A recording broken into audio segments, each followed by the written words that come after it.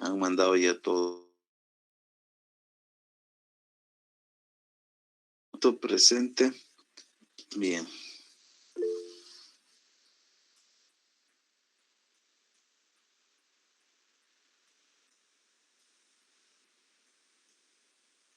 Harold Cardoso. Presente, Inge. Amanda Salazar. Presente, Inge. Anaí Pérez. Cuchani Pérez. Buenas noches, ingeniero. Presente. Antonio Marcelo. Presente, ingeniero. Ariel Novillo. Presente, ingeniero. Buenas noches. Blanca García Trujillo. Presente, ingeniero. Buenas noches.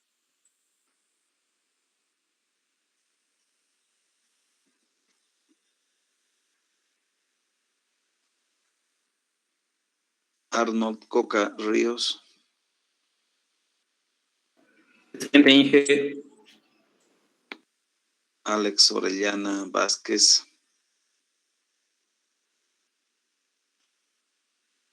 Presente, Inge, es Axel. Ok, ¿en qué hemos quedado, Alex? La última clase no puede ingresar, Inge. ¿Por qué? Es que justamente me han cortado de Wi-Fi y tenía que ir a pagar para que me activen y eso. Está bien eso. Ok. Delia Aguayo. Presente, Inge. A ver, ¿en qué hemos quedado?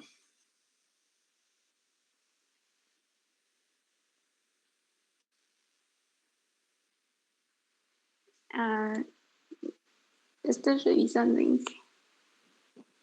Bien, mientras revisa entonces Heidi Rivera. Ingeniero. Buenas noches, ¿en qué hemos quedado, Heidi?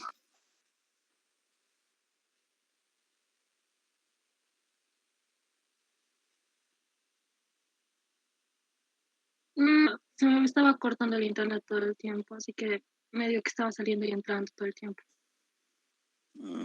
Ok. Marcelino Fernández.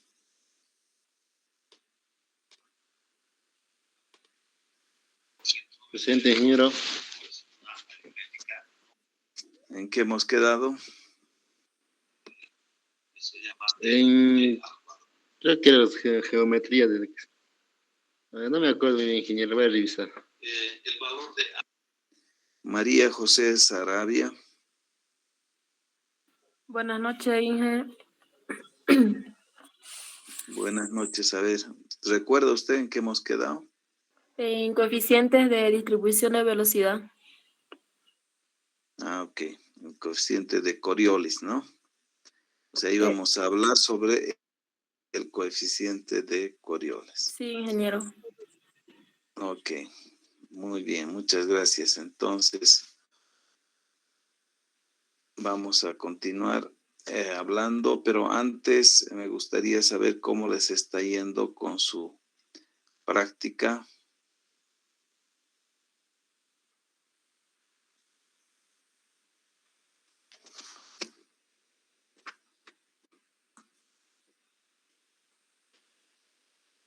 La práctica de aforo me refiero, ¿no?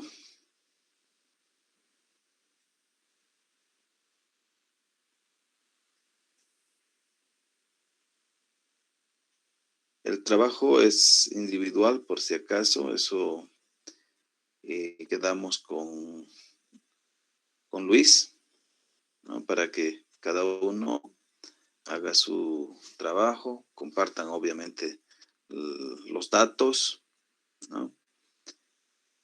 Y además, o sea, de determinar El caudal tienen que determinar también qué tipo de flujo se tiene, ¿no? En ese momento, con la velocidad, flujo subcrítico, turbulento o supercrítico laminar, no sé, uno de los tipos de flujo que hemos visto.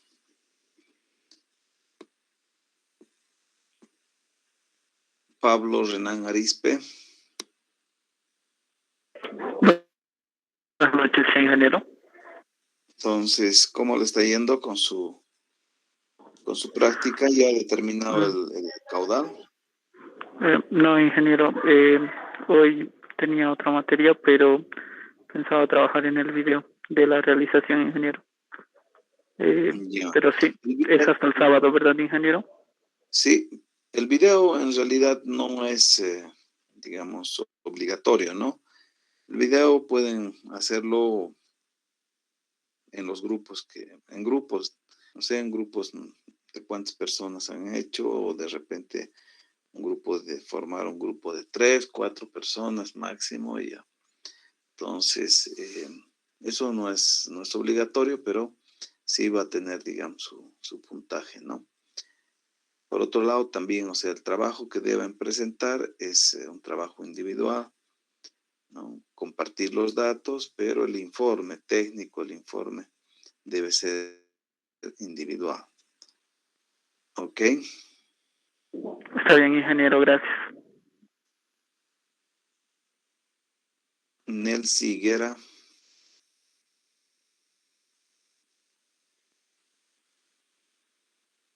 Sí, Inge, buenas noches.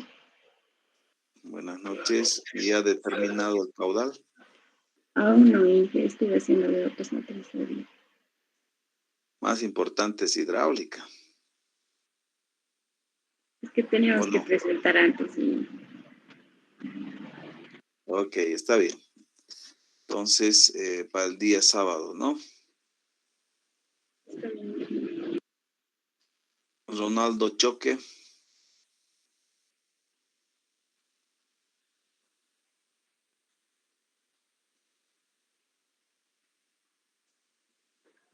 Presente, ingeniero.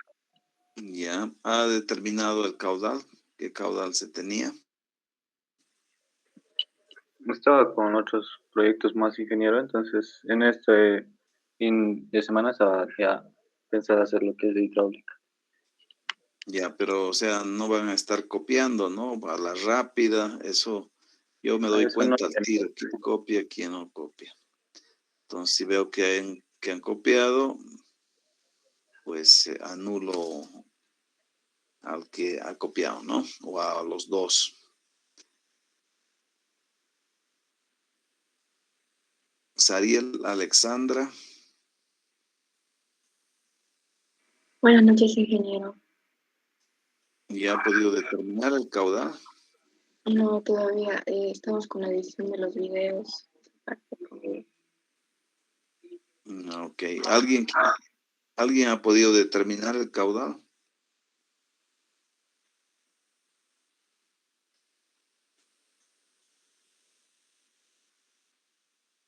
Ariel Novillo.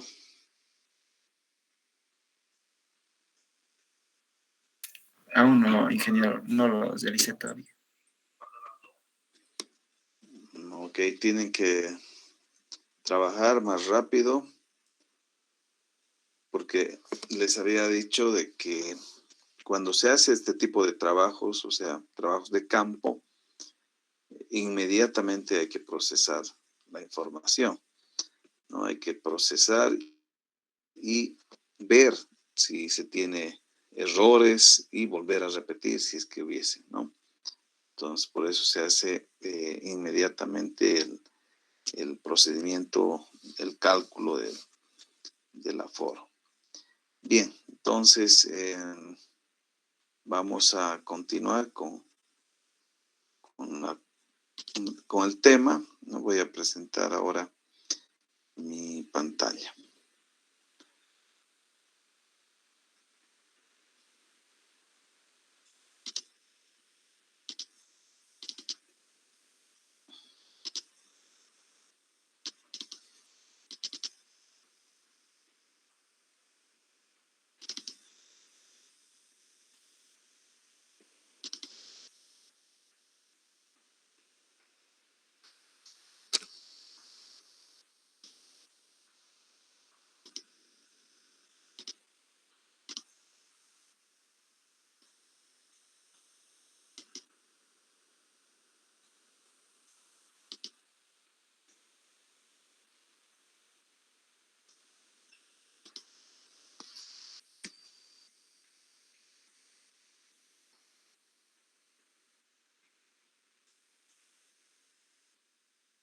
Bien, ¿pueden ver la pantalla? Sí, Inge. Sí, ingeniero. Muy Sí, bien. que se ve. Ok, muchas gracias. Entonces, estábamos hablando de las velocidades, ¿no? En canales o velocidades en flujo de superficie libre, ¿no? Entonces, acá tenemos sobre la superficie del agua una presión atmosférica, ¿no?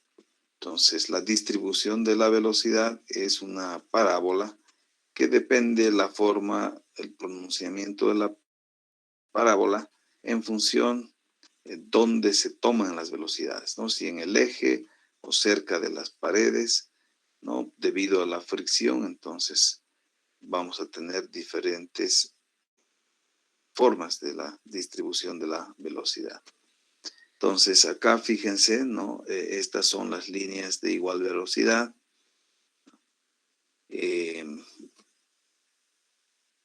Pues para poder construir estas líneas de igual velocidad se necesita mayor precisión, digamos, en las mediciones de velocidades, ¿no? Ustedes cuando han hecho la práctica en el río han medido seguramente pocos puntos de velocidad, ¿no? Por lo que es un tanto complicado o ha de ser un tanto complicado obtener, digamos, estas líneas de igual velocidad.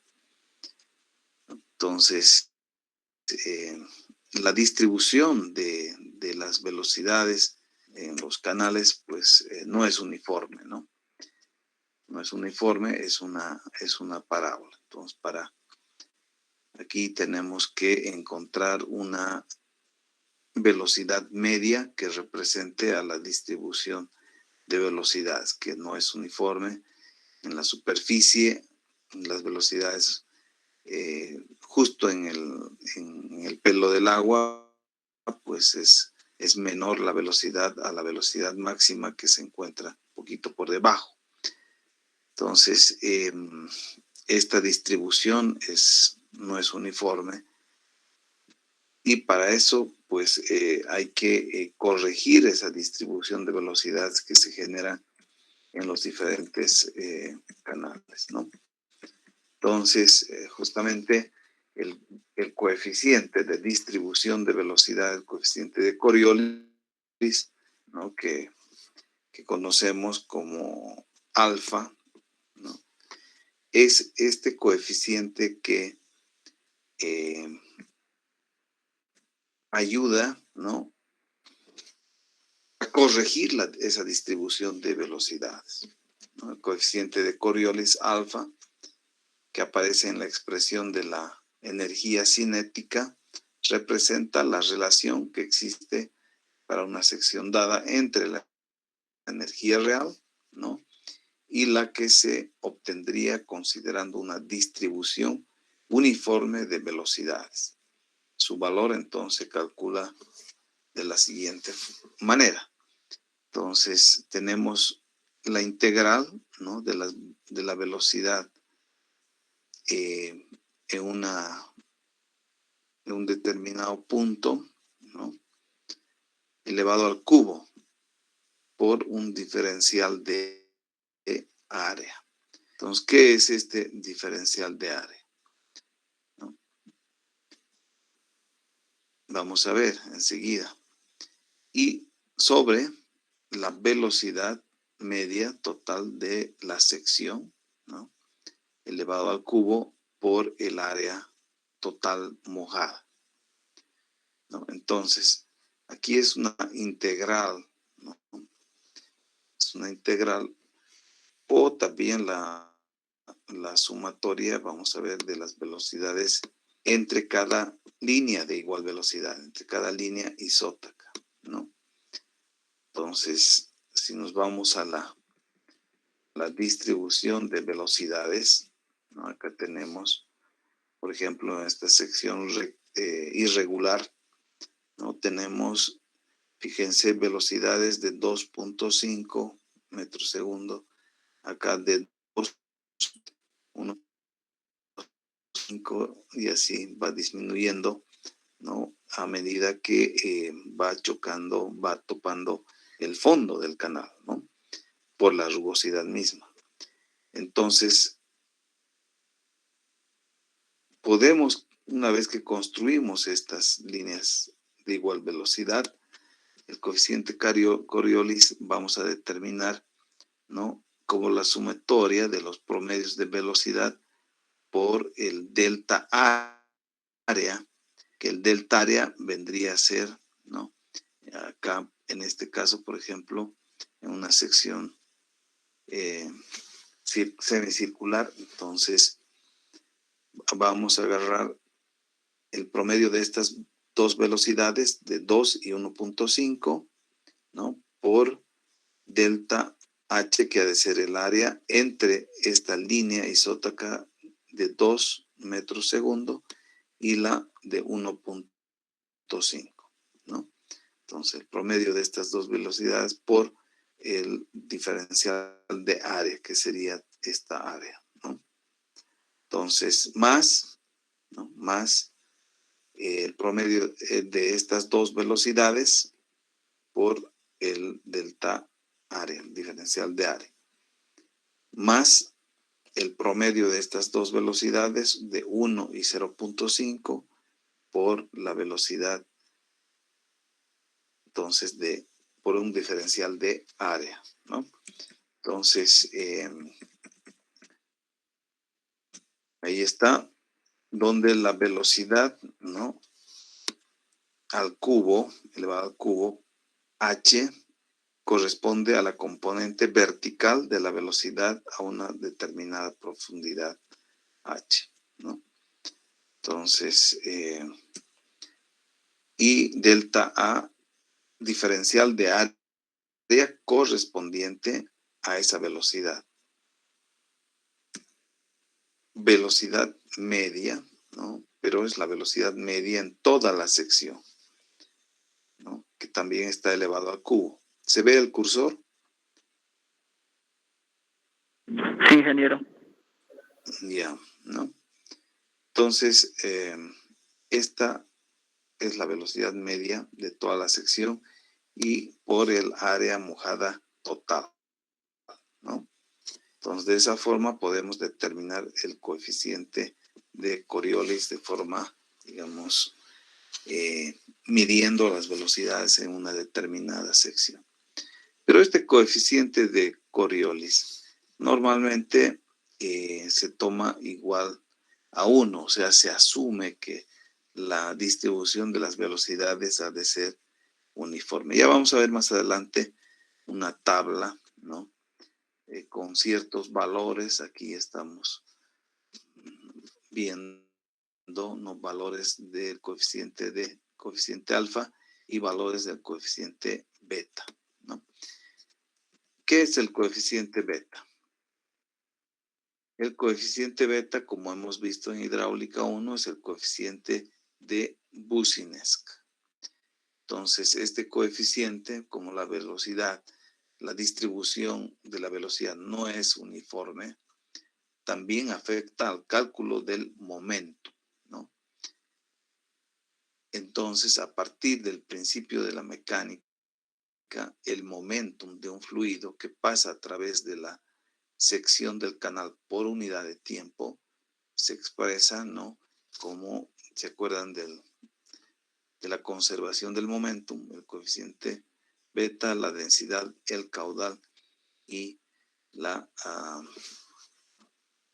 velocidad media, ¿no?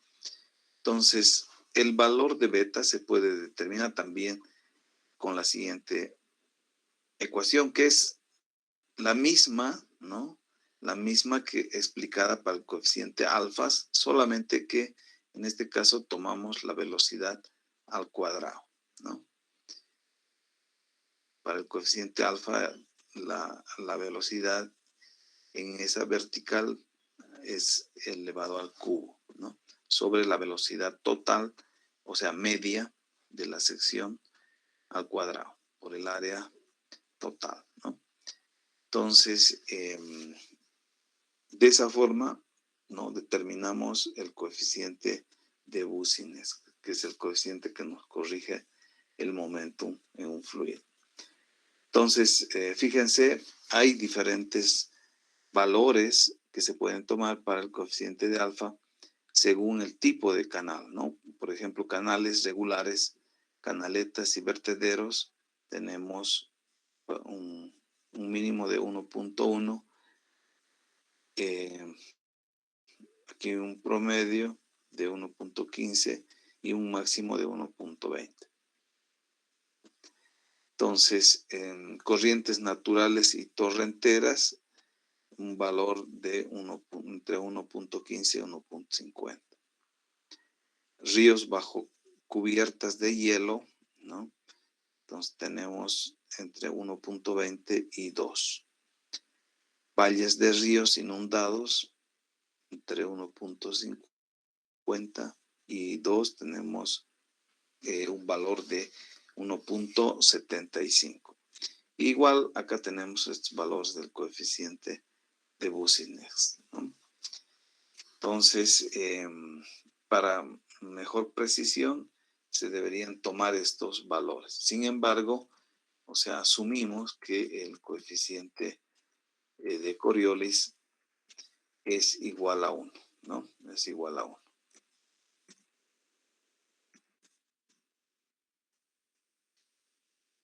Bien. Sobre la distribución de la presión en una sección de un canal. La presión en cualquier punto de la sección transversal del flujo en un canal con pendiente relativamente baja puede medirse por medio de la altura de la columna de agua en un tubo pisométrico instalado en el punto. Entonces, como hemos al principio, ¿no es cierto?, visto que existe mucha similitud entre un flujo confinado y un flujo a superficie libre, ¿no? Entonces, si bien la presión en un flujo, en una tubería, la medimos con un pisómetro, ¿no? Entonces, el agua se eleva hasta una determinada altura. Esa es la presión que tiene dentro de la tubería. Sin embargo, en un canal, en un flujo así abierto, igual, o sea, por vasos comunicantes, el agua alcanza, ¿no? O sea, el agua dentro del tubito alcanza el mismo nivel, ¿no? Entonces, la presión, ¿no?, es una presión, la distribución de la presión, ¿no?, es como un diagrama de presiones, ¿no?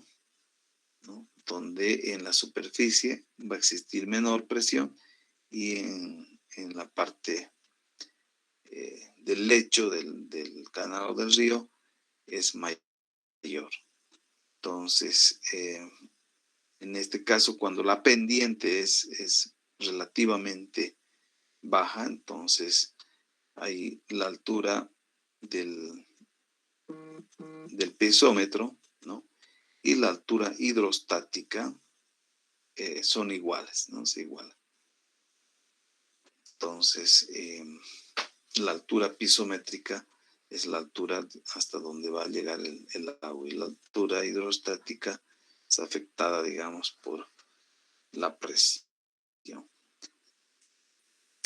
¿Qué pasa en superficies como esta, ¿no? Canales a flujo convexo, ¿no? Una superficie convexa como un vertedero, por ejemplo. Entonces, acá, pues, lo que ocurre es que hay una corrección de altura de presión debido a la curvatura, ¿no? Debido a la curvatura. Entonces, ya la presión no es una distribución uniforme, ¿no?, lineal, sino es una distribución parabólica, ¿no? Entonces, debido a que acá en la superficie de esta superficie cóncava, convexa, pues disminuye la presión. Ustedes se darán cuenta que va a tratar, digamos, de no, inclusive no chocar no deslizarse por esta superficie, ¿no? Porque por la inercia, ¿no? Va a tender hacia arriba, ¿no? En tanto que una superficie, por ejemplo, cóncava como esta, ¿no? Entonces, más bien, el agua va a tratar de apretar esta superficie. Entonces, va a haber mayor presión y la altura, entonces, piezométrica ha de ser mayor que la altura hidrostática, ¿no?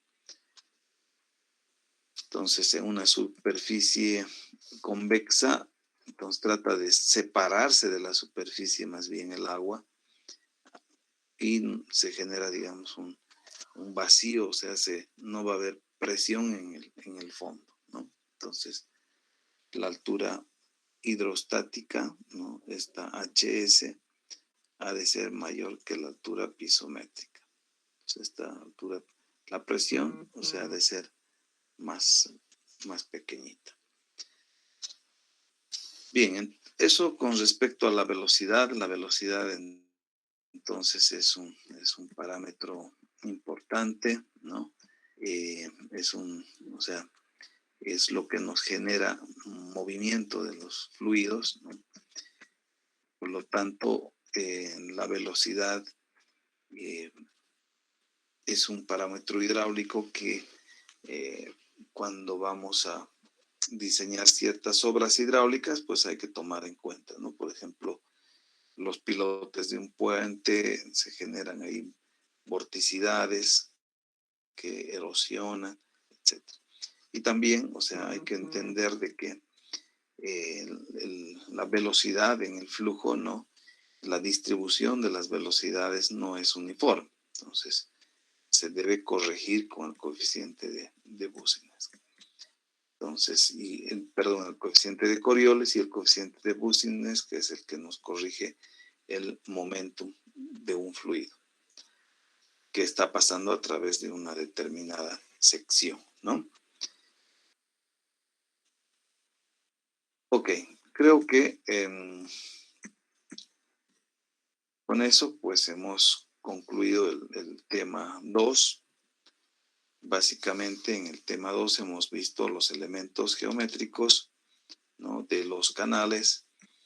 Los canales son los ríos, son las canaletas, los canales artificiales, ¿no? Entonces, las velocidades son afectadas por la rugosidad, por la forma que tiene también la geometría de un canal, ¿no? Entonces, una forma más simple, digamos, desde el punto de vista constructivo, que tiene mayor capacidad de poder transportar un mayor caudal, es una sección trapezoidal, ¿no? Entonces, quizás desde el punto de vista constructivo todavía es un poco complicado. Hacer una sección transversal, digo una sección rectangular, ha de ser mucho más sencilla, ¿no? Entonces, ¿por qué? Vamos a ver más adelante porque es la sección trapezoidal, la sección de máxima eficiencia, ¿no? Y eso lo vamos a ver más adelante. Hemos dicho en la anterior clase que es la sección circular, ¿no?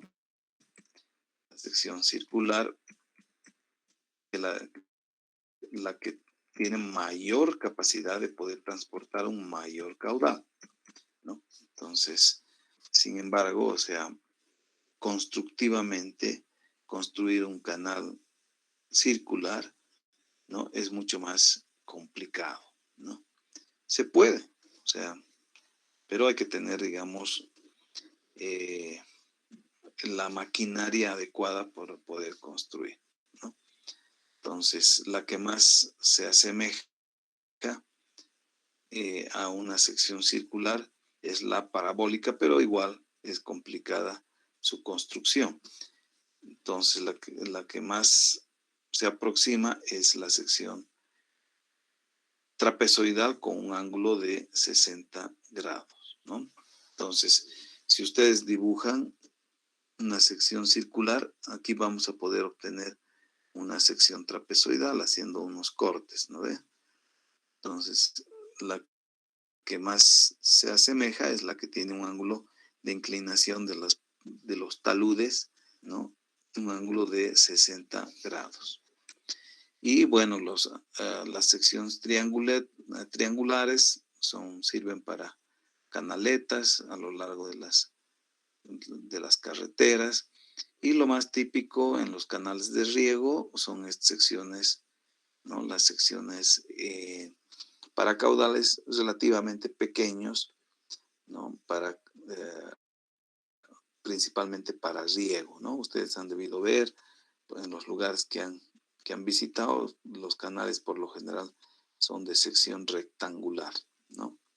De sección rectangular. Ahora, canales trapezoidales, ¿no? Grandes, han debido ver en Santa Cruz, ¿no? Que esos no son para riego, esos canales. ¿Para qué sirven esos canales? Es para desviar el agua, ingeniero, y no se inunde la ciudad. Exactamente, ¿no? Para drenar, ¿no? Los caudales de lluvia, ¿no? Principalmente en esta época de lluvia, ¿no? Entonces, los canales en Santa Cruz transportan grandes caudales, ¿no? Entonces, son canales de drenaje. Si no hubieran esos canales, con seguridad Santa Cruz se inunda. Entonces, porque es una llanura, ¿no? Entonces, ahí no se necesita riego, sí, pero se necesita drenar, o sea, evacuar las aguas pluviales, las aguas de lluvia. Entonces, estos canales trapezoidales grandes vamos a encontrarlos en Santa Cruz, ¿no? Y acá en Cochabamba podemos encontrar también canales trapezoidales, pero naturales, ¿no? Sin revestimiento. Sin revestimiento. Entonces, simplemente hacen las excavaciones, ¿no? Dependiendo del tipo de suelo, ¿no? Se tiene el ángulo de inclinación del talud en los canales naturales, o sea, canales excavados en tierra, diríamos, ¿no? Bien, no sé si hay alguna consulta, alguna duda. Ustedes estos elementos geométricos van a determinar porque es simple geometría. Entonces, acá que es importante calcular es el radio hidráulico, por ejemplo, ¿no? Que es la relación del área entre el perímetro mojado, ¿no? Entonces, el área mojada entre el perímetro mojado, ese es el radio hidráulico. Ahora, el perímetro mojado, por ejemplo, de esta sección rectangular, ha de ser la base más 2 veces el tirante de agua.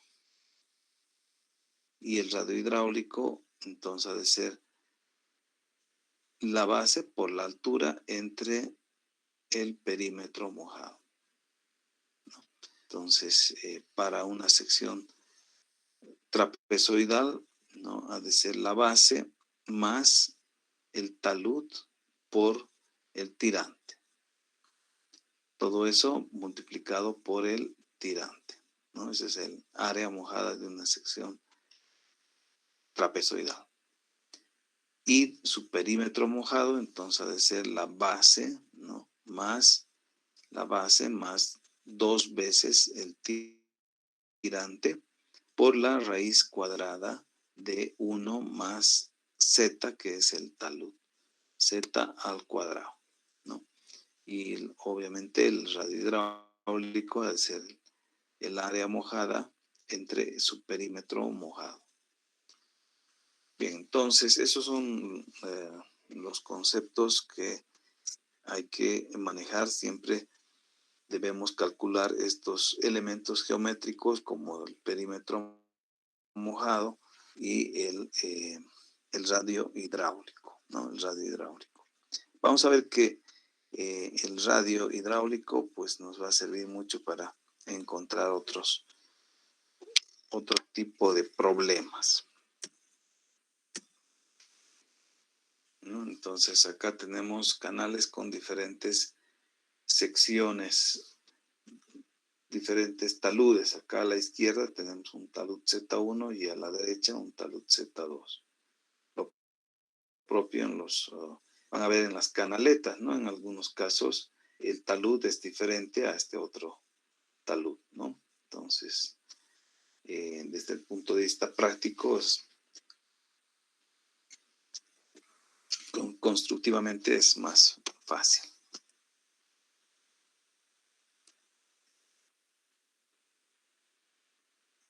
No, y las canaletas, ¿no? En muchos casos hacen de mampostería de piedra, ¿no? En las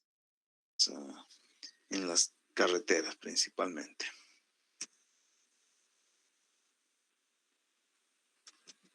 Bien, entonces, ¿hay alguna pregunta?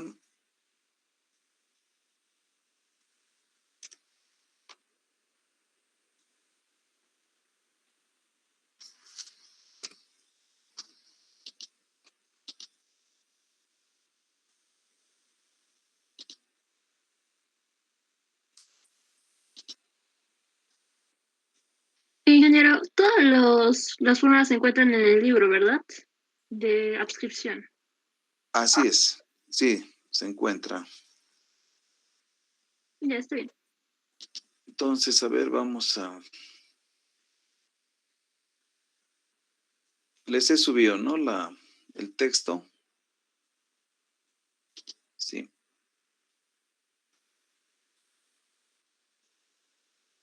Ahí entonces está el texto.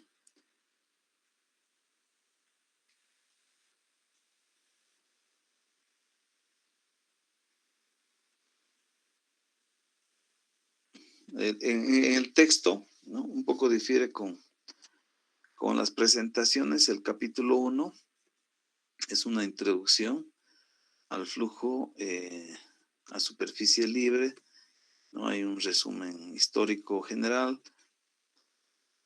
canales representativos del mundo, situación del riego en Bolivia, algunos datos hidrográficos de Bolivia, ¿no? El capítulo 2, que en las presentaciones es el capítulo 1, entonces el flujo en canales abiertos y su clasificación, ¿no?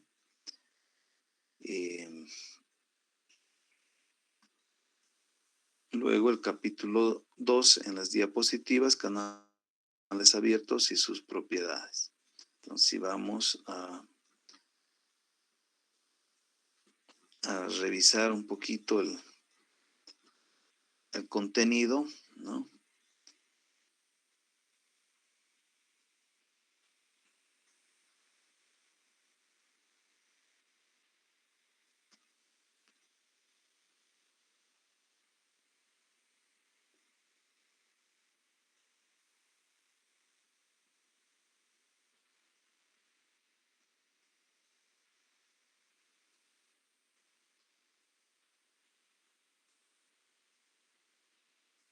¿No? Y fíjense, Bolivia tiene un gran potencial hídrico, ¿no?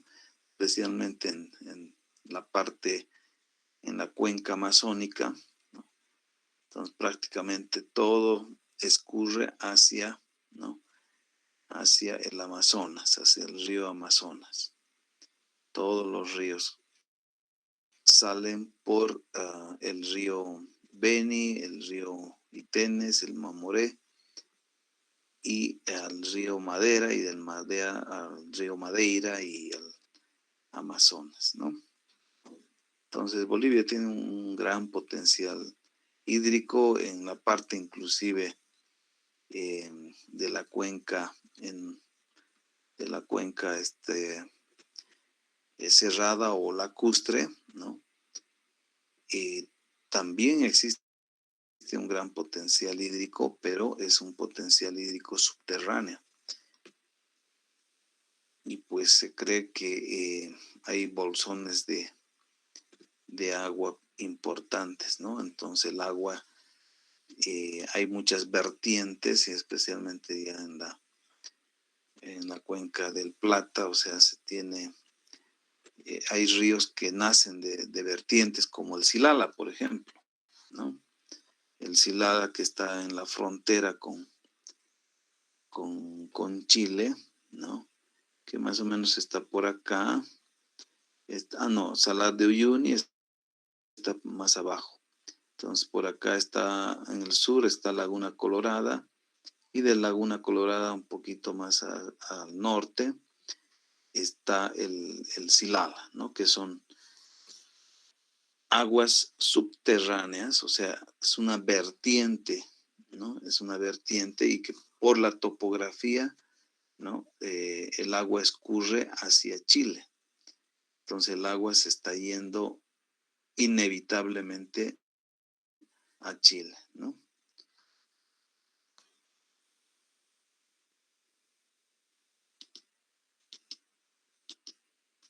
¿Quién conoce esta zona? Salar de, aquí está.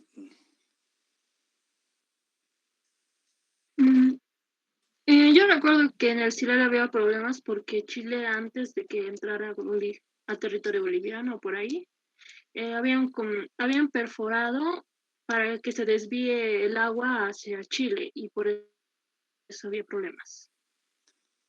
De hecho, o sea, construyeron canales, ¿no? Canalizaron hasta la vertiente. Entonces, yo en algún momento les voy a mostrar algunas fotografías, tengo que buscar, ¿no? Pero ya inclusive se entraron al territorio de Bolivia para poder canalizar las aguas y captar las aguas dentro del territorio. También sí habían los comentarios de que hicieron perforaciones, como dice usted, ¿no? Perforaciones casi inclinadas hacia los bolsones de agua que están en territorio boliviano, ¿no? Entonces, de hecho, hay una película de James Bond, que es, ya no me acuerdo el nombre de la película, a ver, pero bueno, se trata de que había un gobierno militar en Bolivia y una empresa francesa que quisieron sobornar a un militar que quería dar, creo, un golpe de estado en Bolivia, y estaba pactando, digamos, negociando este territorio con esta empresa extranjera. Entonces el militar decía, no, acá, cuando el empresario, o sea, le presenta el mapa de esta parte de Bolivia, el militar dice, no, aquí hemos hecho exploraciones y no hay petróleo, entonces pueden aprovechar esta zona. Y el interés era de explotar las aguas subterráneas que tenía Bolivia acá, ¿no? Entonces, no sé si alguien se acuerda de esta película de James Bond, que titula. ¿Alguien ha visto?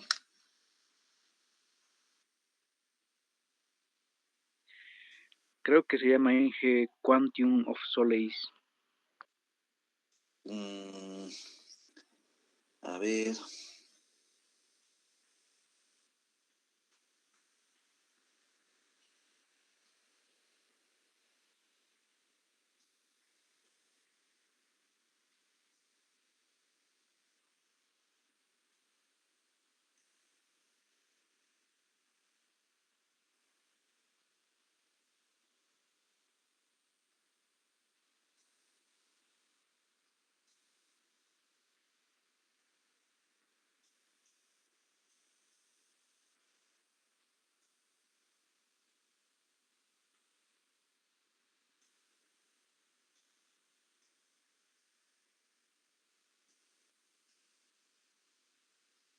Creo que sí. Ujú.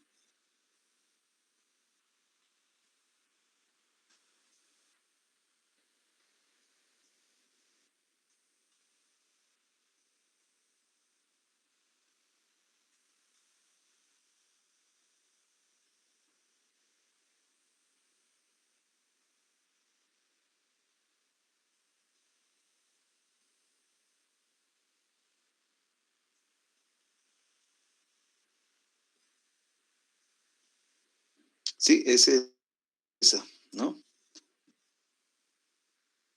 Entonces, dice, bueno, Bond busca venganza por la muerte de su amante y es asistido por Camille Montes, quien está tramando venganza por el asesinato de su familia. El sendero finalmente les lleva al rico empresario Dominic Green, un miembro de la organización Quantum, quien tiene la intención de organizar un golpe de Estado en Bolivia para hacerse con el control del suministro de agua en ese país. ¿No? A ver, véanla, es interesante, ¿no? Como, y verdaderamente, pues esta región tiene un gran potencial hídrico, pero subterráneo. Y justamente esta zona, ¿no? Esta zona, aquí está el Campo Sol de Mañana, está la Laguna Colorada, y ustedes han debido escuchar, ¿no es cierto?, sobre las fumarolas, ¿no? Que son vapores que salen a ver, vamos a ver acá.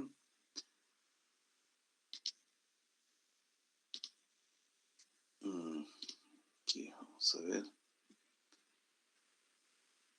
Los geysers, ¿no? Vamos a ver. ¿Cómo se llama? No sé, geyser.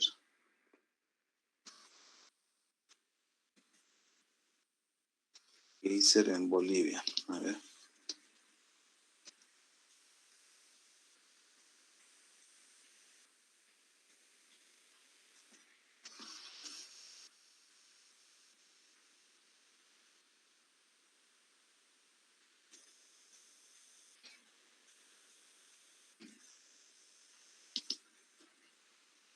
Aduana boliviana aqui em Tambo Queimado tem que preencher essa ficha pequena, essa ficha de trás.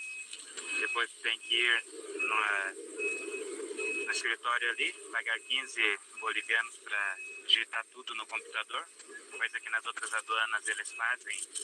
A ver, vamos a adelantar un poquito porque esta es cerca de la frontera con Chile, ¿no? Muy cerca de la frontera.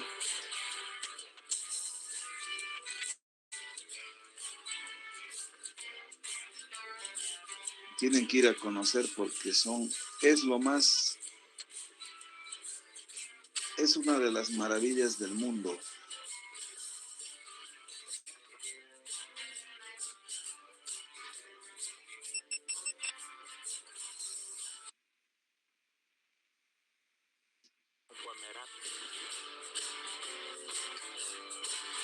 Estas son aguas termales, ¿no?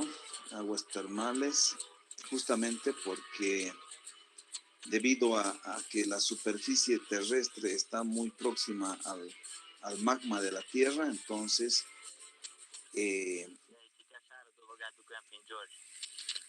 Espetacular, né? Aqui tem o geyser, água fervente. Vou deixar minha roupa suja aqui depois para lavar aqui nessa água quente, daí certo vai amolecer tudo a sujeira. O chão onde eu montei a barraca deve estar a uma temperatura de uns 40 graus. Isso vai amenizar bastante o frio que faz aqui agora, que está em 4.200 metros. E se chover ou se der qualquer vento aí, o chão aí vai dar uma compensada legal na temperatura. Tem que falar disso aqui. Tomara que amanhã amanheça com um sol bonito e frio. E daí o geyser aqui fica bem mais legal de ver no frio. A fumaça é bem maior. E olha só o que eu arrumei. Fui passar com a moto por ali. Tem algumas valetinhas ali que corre água quente. A moto enterrou o pneu e eu tive que enfiar o pé para me equilibrar. E não deu outra. Pé no meio da água quente e suja.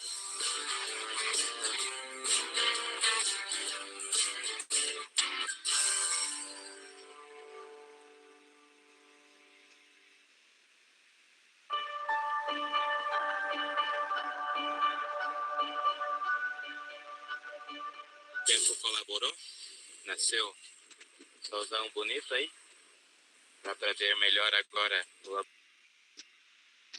do saco de dormir. A ver, vamos Agora a... deixar isso aí secar um pouco. A barraca também tá encharcada por dentro, como dá pra ver aqui as gotinhas.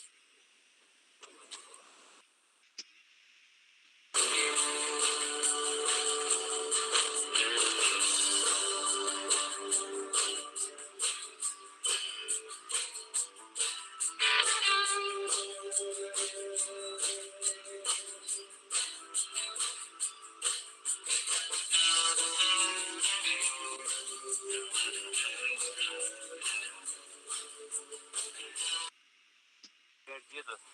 Quando tive que pisar no chão ali, saiu um chinelo. Tive que correr atrás no rio lá pra baixo buscar.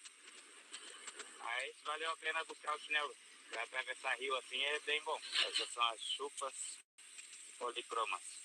Elas eram urnas funerárias dos caciques e suas famílias incas e datam de 1470 até 1540. Tem essas duas aqui. Ali tem mais algumas outras. E lá na frente tem uma outra. Que eu vou lá ver também. Essa daqui é vermelha. Contém até um crânio ainda. Lamentablemente, pues no hay una institución que se encargue de hacer un museo. Están ahí libres a la intemperie de cualquier persona que se pueda llevar las momias, los huesos, están ahí. A ver, vamos a ver otra.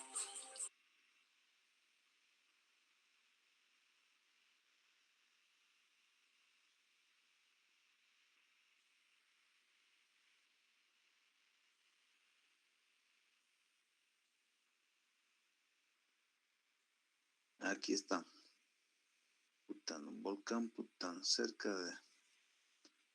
Esto es Laguna Colorada. Sajama.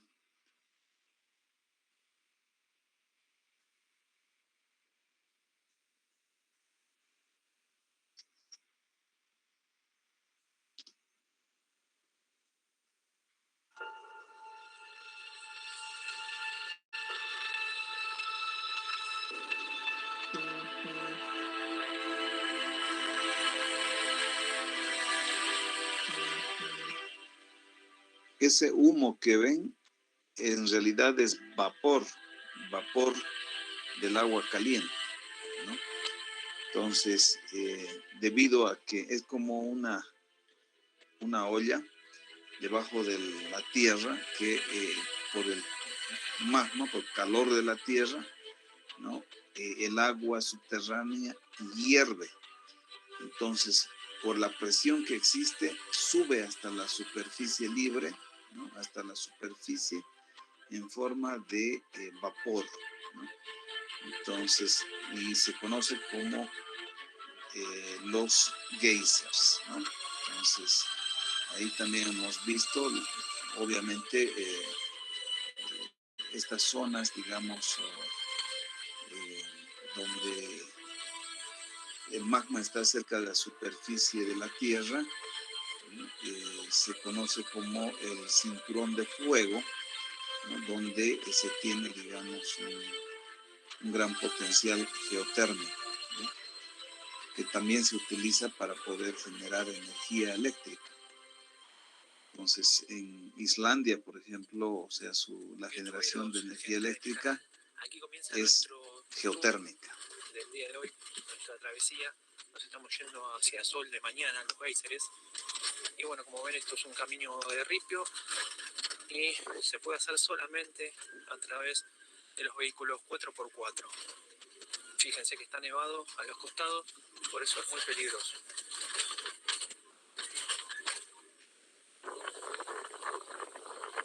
La región del Sol de Mañana aproximadamente mide unos 2 kilómetros cuadrados. Está camino al desierto de Chaviri y muy cerca, sobre el departamento de Potosí, la Reserva Nacional de Eduardo Avaroa. La temperatura llega a menos 30 grados tranquilamente en invierno. Y la está tapando obviamente la nieve, pero es escasa la flora. También la fauna es escasa de aquí arriba. Estamos a 4.850 metros sobre el nivel del mar. Y lo que se puede llegar a encontrar son zorros, roedores y algunos animales como los camélidos que resisten los fríos intensos.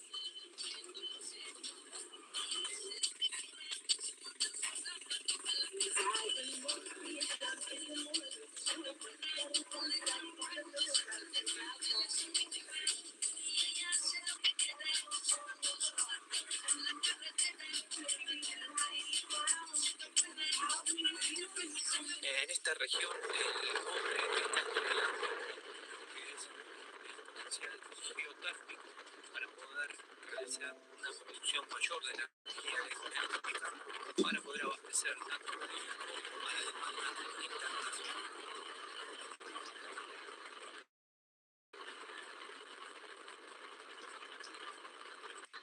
Buena falta le hace a este país esta producción, ya que cuenta con pocos ríos y no son intensos para la energía hidroeléctrica.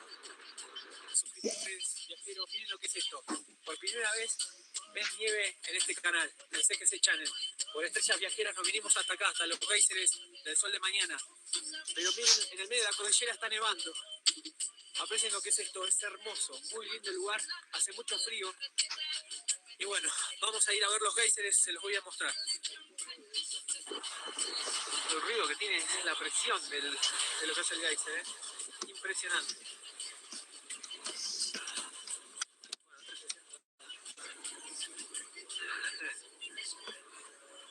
Bueno, 360 para que se vea todo. Nos vamos a ir a acercar un poquito más a la nieve, vamos a tocar la nieve para que la gente del canal lo vea. Gente, no saben lo que se siente acá, está terrible. Lo que tiene es muchísimo frío. Está nevando en estos momentos. No sé si notan que justamente pasa por delante mío la nieve, fíjense en el guante cómo pega.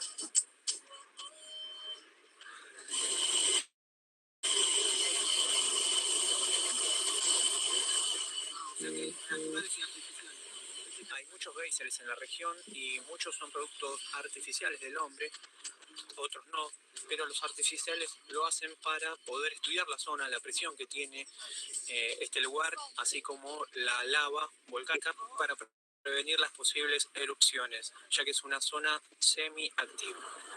Un geyser es una fractura que tiene la Tierra por donde alguna vez emanó lava hacia el exterior. Estamos en una zona de volcanes, ¿sí? Y que posteriormente puede ser que salga lava porque esta es una zona semiactiva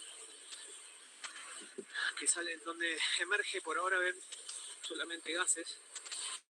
El gas predominante es el mineral, el material que hay por la zona, que generalmente es el azufre, la mayor composición.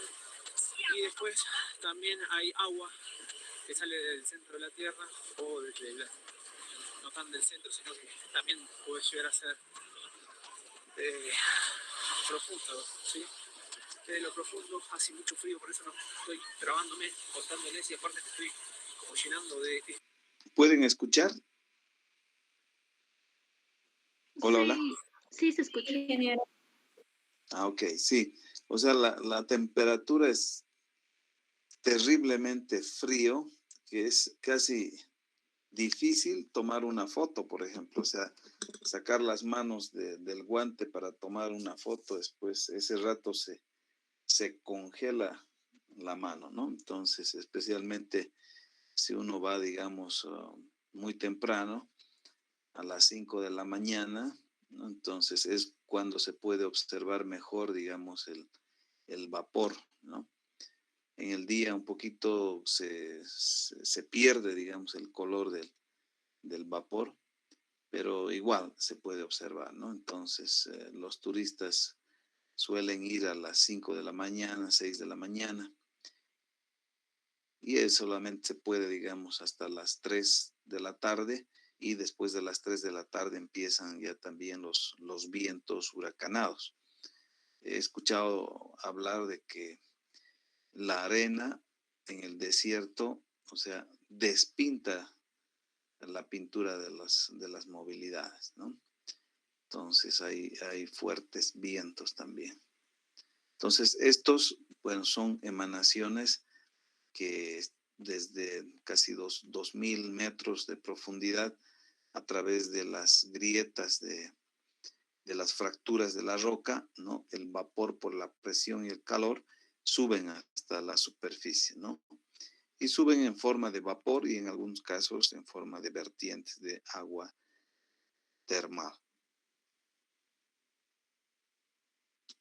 Esto que está en el piso, no sé qué es. Y bueno, y sale a 90 grados centígrados ese agua. Mucho más, o sea, la temperatura llega hasta 200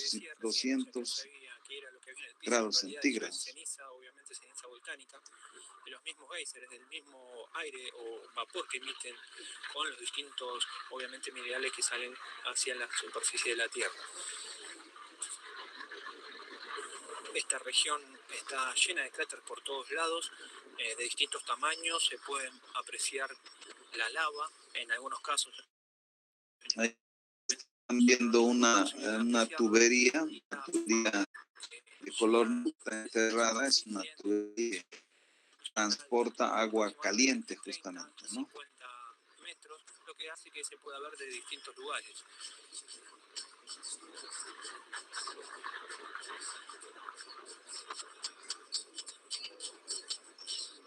A este tour es recomendable venir temprano, ya que se observa una mejor visualización de lo que son los géiseres, porque el aire de la mañana temprano tiene una diferencia con la temperatura del vapor que emana desde el geyser. Por lo tanto, esto hace que se aprecie mejor. Además, la luz del sol, como la están viendo en imágenes, produce un efecto el cual deja apreciar y llevarse un lindo recuerdo si uno va a sacar una foto o algún video como el que estamos viendo. Bueno, gente, aquí los dejo con un poco de lo que es el paisaje para que lo aprecien. No es mucho, es una zona desértica, habíamos dicho, que abundan los volcanes en la cordillera de los Andes y con muy poca flora y fauna, con vientos frescos, o sea, vientos de ráfagas que llegan a unos 100 km por hora muchas veces, y además de eso tenemos un clima extremadamente frío aquí arriba.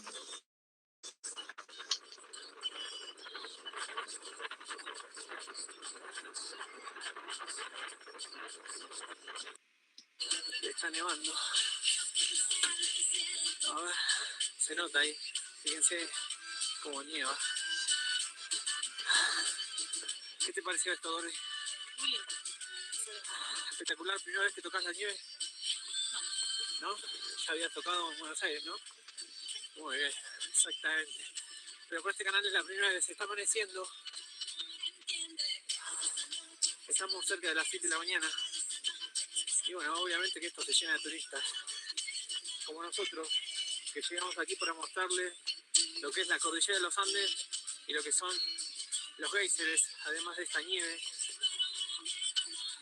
Y este comienzo de tour, este último tour en Bolivia, porque a medida estaríamos llegando a Chile. Digamos lo que son los baños termales, como ven atrás, también se llaman Sol de Mañana. Estamos cerca de las regiones de volcanes, por eso las aguas están bastante calientes ahí adentro. Aquí afuera hace bastante frío. Bueno, para recordar de gente, este es un tour que obviamente se hace por 3 días, atravesando lo que es todo Uyuni y el sudoeste de Bolivia. Uno puede contratar el tour y de esta forma atravesar este lugar, llegar a la frontera y volver, o cruzar del lado de Chile y ya irse a ver lo que es San Pedro de Atacama. Como observan, gente, aquí está todo nevado alrededor, con frío, zona de volcanes, pero ahí está, la gente se está bañando.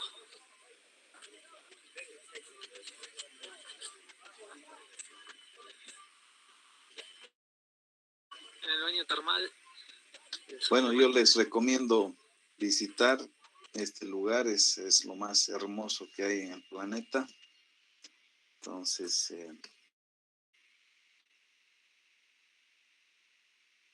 es un lugar muy rico, tiene un potencial térmico impresionante. Estamos en el volcán Putana, que es este que tenemos aquí enfrente. Es una zona volcánica, porque de la superficie,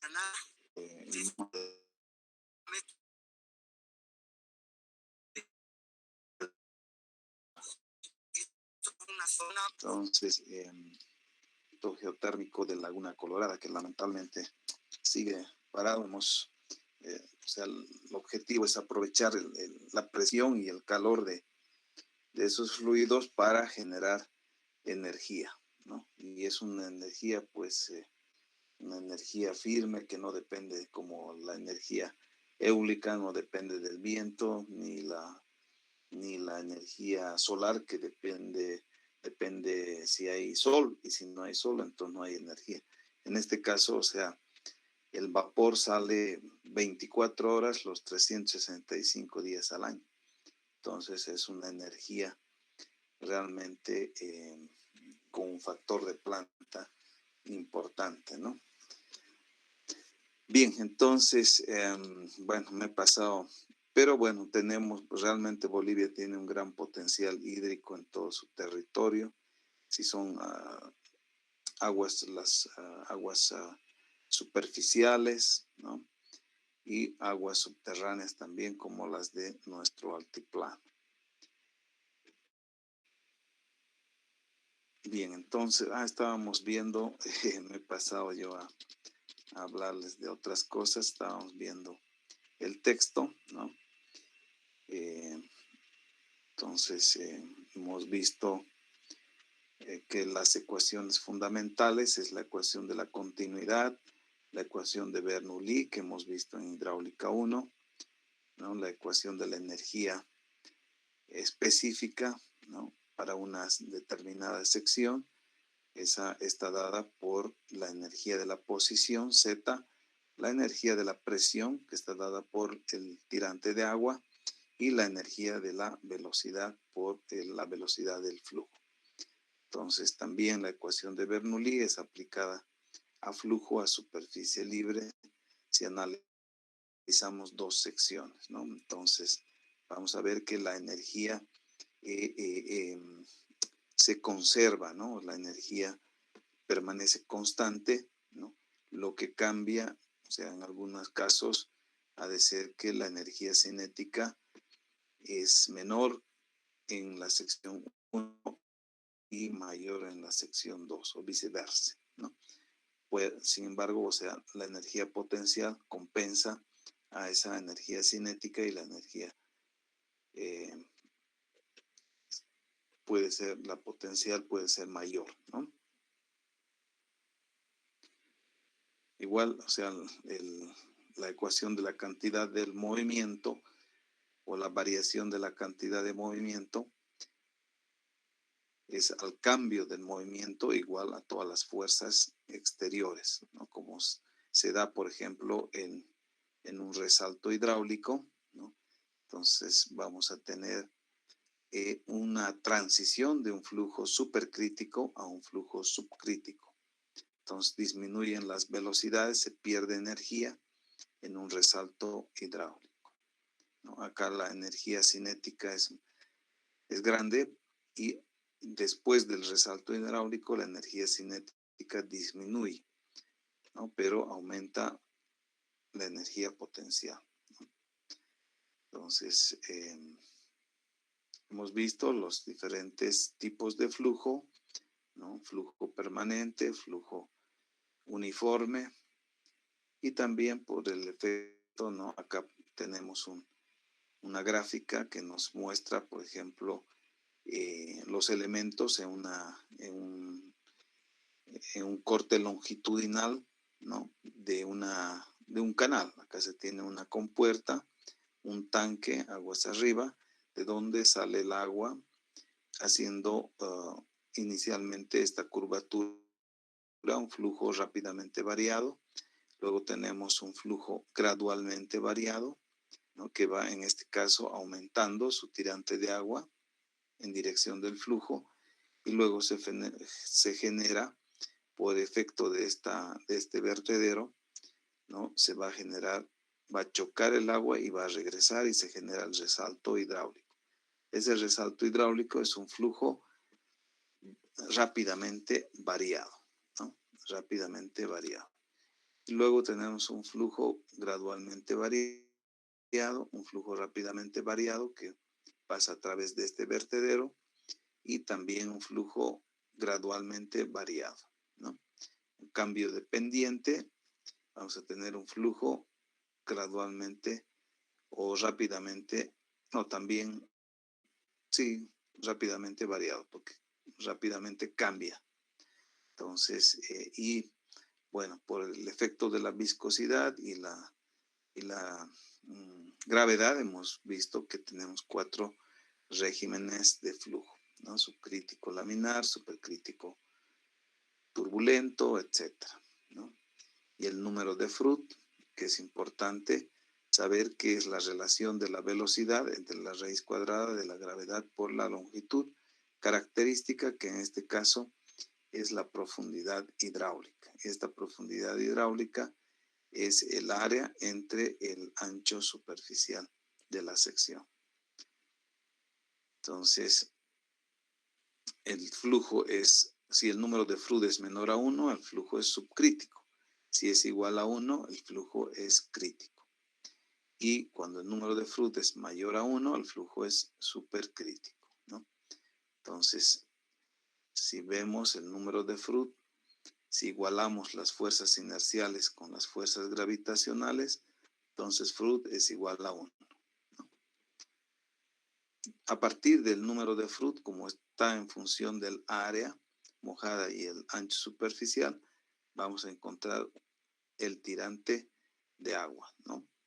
Pero a ese tirante conocemos como el tirante crítico, ¿no? Porque está en una condición de flujo crítico. Entonces, número de Froude igual a 1, flujo crítico. Y hemos visto también esta gráfica, ¿no? Aquí, bueno, van a encontrar problemas resueltos.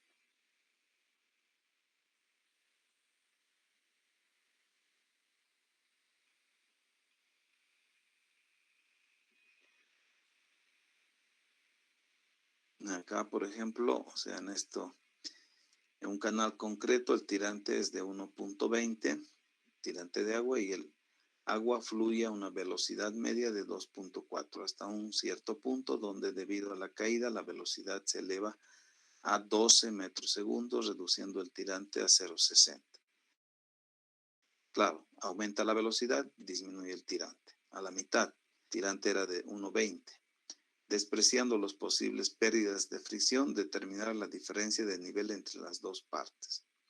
Entonces podemos aplicar la ecuación de Bernoulli, ¿no?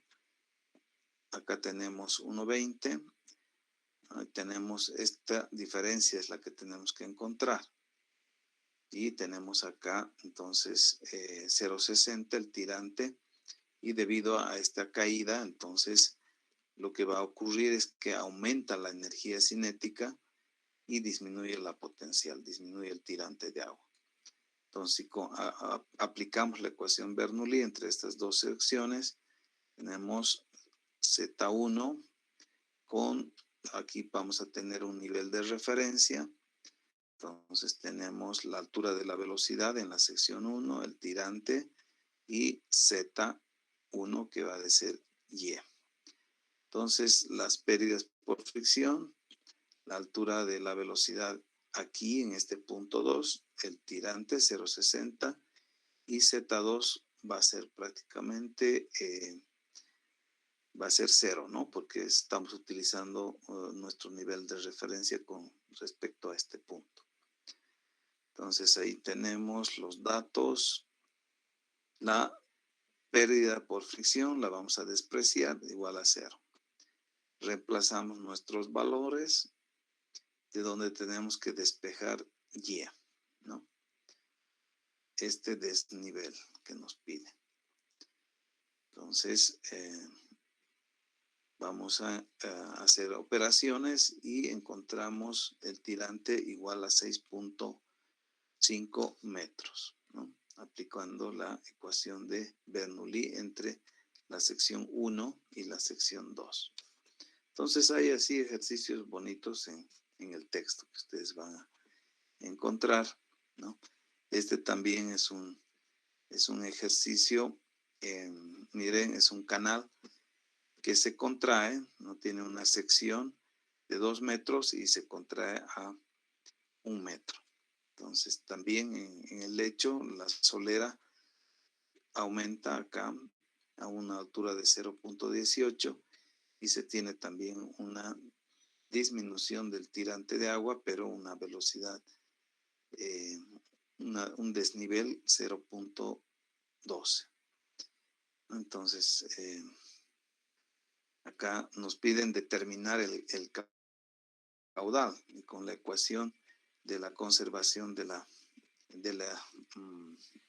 ecuación de la continuidad vamos a poder encontrar el caudal, ¿no?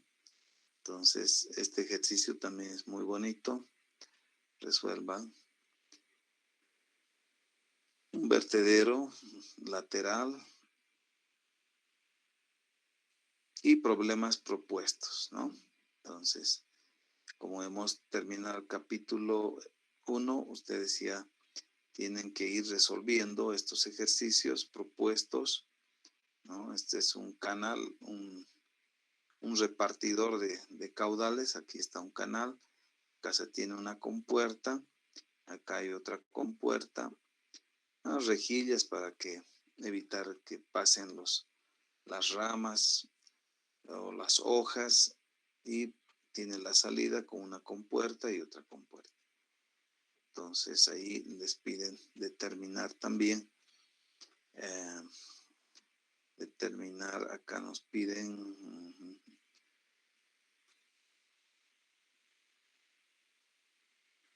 se pide determinar los tirantes de agua en los puntos A, B, C y D, A, B, C, D y E, ¿no?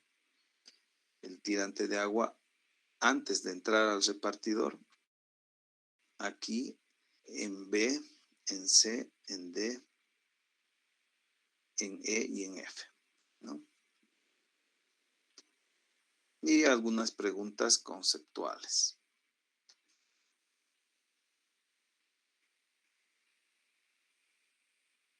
Bien, entonces, hasta aquí, por favor, tienen que enviar sus a la plataforma, ¿no? Hasta el capítulo 2. Capítulo 3 hemos visto que son canales abiertos y sus propiedades, ¿no? La geometría, si se fijan, es exactamente lo mismo que las diapositivas, entonces tienen que estar ustedes con su libro abierto durante las clases, ¿no? Entonces ahí está la sección transversal, está también los elementos geométricos para diferentes geometrías, rectangulares, etcétera, ¿no? Circulares.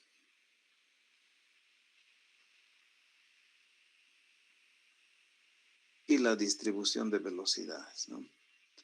La distribución de velocidades, la distribución parabólica. Entonces, fíjense, entonces, esta es la sección del canal y los diferentes cortes que nos muestran cómo es la distribución de velocidad, por ejemplo, en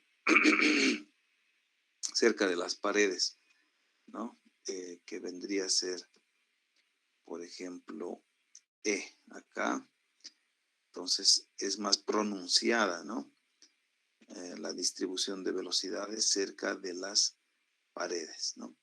Y también si miramos desde arriba, en dirección, si esta es la dirección del flujo, ¿no? Estamos viendo al canal longitudinalmente, entonces se forman estas distribuciones de velocidades y obviamente que cerca de la superficie, esta es básicamente en la base, ¿no? Media plana es la distribución de la velocidad. Y a medida que vamos subiendo de D hacia arriba a A, ¿no? D está acá abajo, cerca de la solera, de la base del canal. Entonces vamos subiendo, vemos desde arriba que la distribución de velocidad es una curva más pronunciada, ¿no? Entonces, esta es la dirección del flujo, la velocidad es mayor en el eje que en las paredes. Y a medida que nos vamos metiendo en el fondo, entonces se aplana esta distribución de velocidades, ¿no? Ahí tenemos la distribución de velocidades, ¿no? El coeficiente de distribución, el coeficiente de Coriolis, que corrige la distribución, el coeficiente de Boussinesq, los valores y la altura pisométrica y la altura hidrostática en los canales abiertos en caso de superficies convexas y cóncavas, ¿no? Entonces acá también se van a encontrar ejercicios, problemas que están resueltos. Por ejemplo, acá nos piden verificar las ecuaciones para los elementos geométricos de las 5 secciones del canal, dadas en la tabla. Entonces acá pueden ir siguiendo, ¿no? Es geometría, simple geometría para diferentes tipos de secciones, cómo se va llegando a cada una de esas fórmulas, ¿no?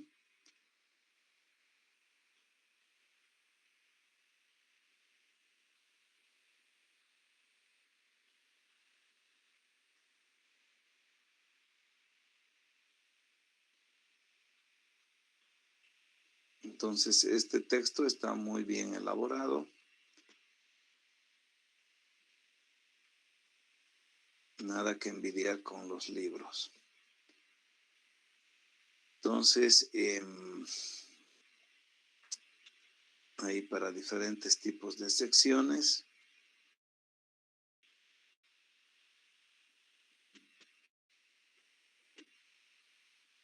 Y los ejercicios, los problemas propuestos, ¿no? Los problemas propuestos. Entonces, cuando hemos terminado un capítulo, ya ustedes tienen que ir subiendo los ejercicios, los problemas propuestos, ¿no? Que no son muchos.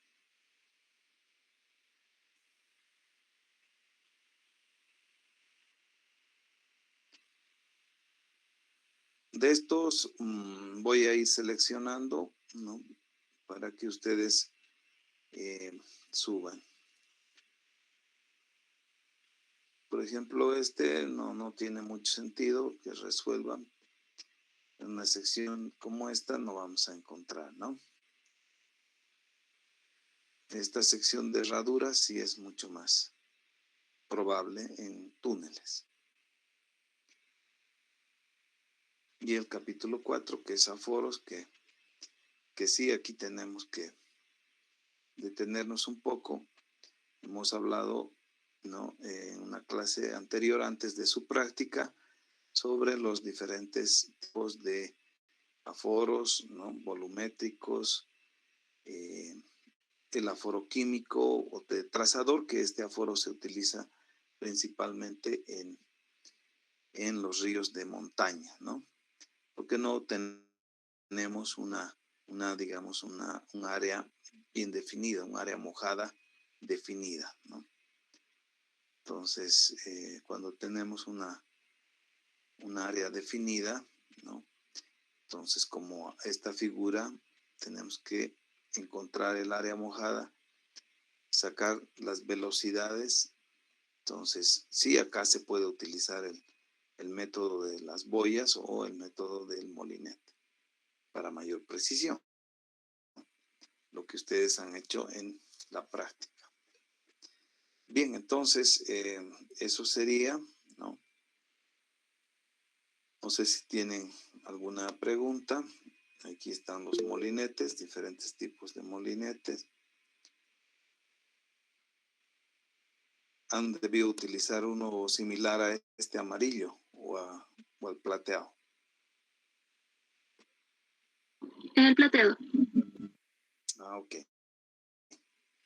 ¿No? Entonces, se utiliza con un cable desde un puente, ¿no? O cada equipo tiene su propia ecuación. Aquí estamos viendo, ¿no?, las ecuaciones, las revoluciones por cada segundo. Seguramente ustedes han tomado revoluciones por cada minuto, entonces hay que convertir a revoluciones por segundo, ¿no? Y la velocidad. Han debido utilizar, bueno, el equipo que han utilizado, tienen que pedirle la ecuación o la curva, ¿no?, de calibración, como esta debe tener el instrumento.